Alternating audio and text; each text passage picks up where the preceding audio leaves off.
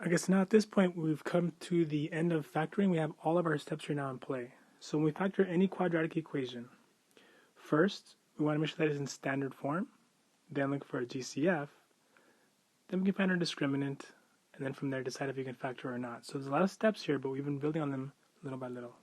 So in this example here, first is this in standard form, and it's equal to 0, so this is good to go. Next, is there a GCF between these two terms?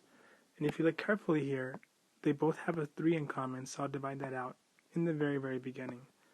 I'm left with then 3 divided by 3 will be 1, so I'm left with 1x squared. And then negative 27 divided by 3 is negative 9. That's equal to 0. So now I have this GCF. I can kind of ignore that for a little bit. And I can now focus in on just what's in here in the parentheses. But guys, if you look at this x squared minus 9, notice how for this quadratic, I don't have a bx term.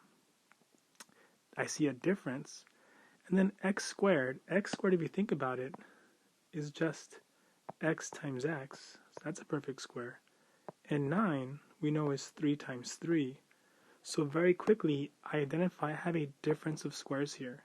So I can factor this without any work. I can write x plus 3, x minus 3. And guys, don't forget there's a GCF here of 3 in the very beginning, so that comes out here as well. So I've now quickly factored this entire quadratic because I recognized that I had a difference of squares in this particular example.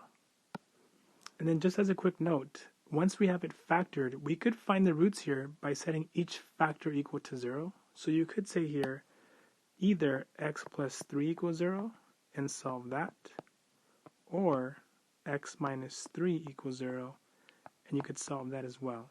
So we'll do that more in the classwork below, but you could find the roots here as well if you went one more step.